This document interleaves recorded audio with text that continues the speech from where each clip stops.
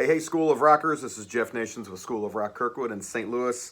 In this video, we're continuing on with our breakdown of the bass line for Tool's Schism.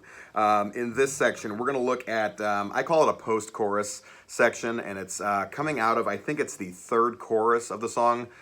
This section hits at the 3:30 mark in the tune.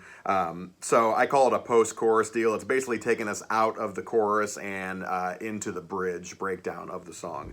So not too difficult of a section. It's just the pattern again that we have to learn. So we're coming out of the chorus doing the triplet deal. From there, this next section all takes place on the A and D strings.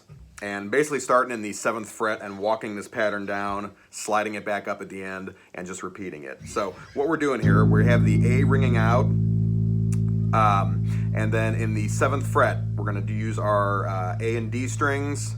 We're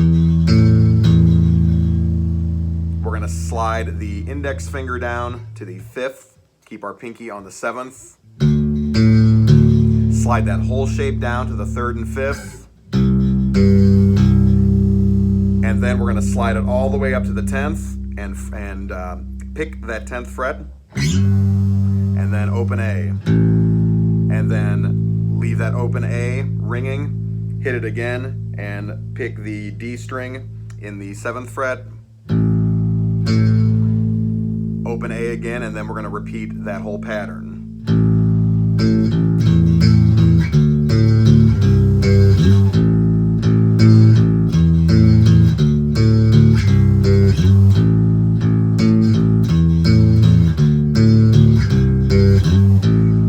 Like that. That's all that section is. And then it's going to end just with a little bit of a variation of that. Again, we're still going to walk it down, but we're basically going to pick the notes together. So coming out into that very last section before we break into the bridge.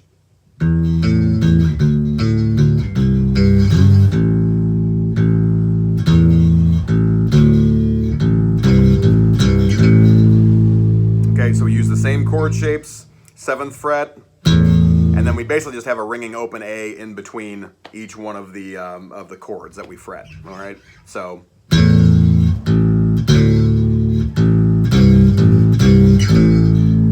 we end with the open A and the D string fretted in the 7th fret to take that phrase out. Okay, so one more time.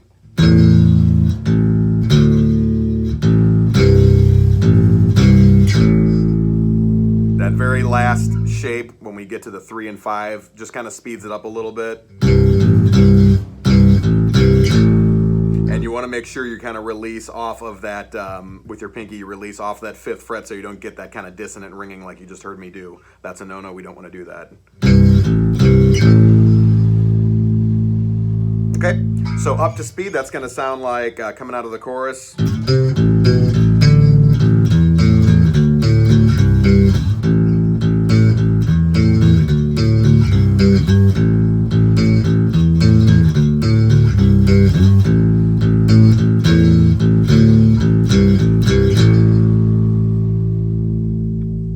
So that whole section in there. A little bit trickier, but again, slow it down.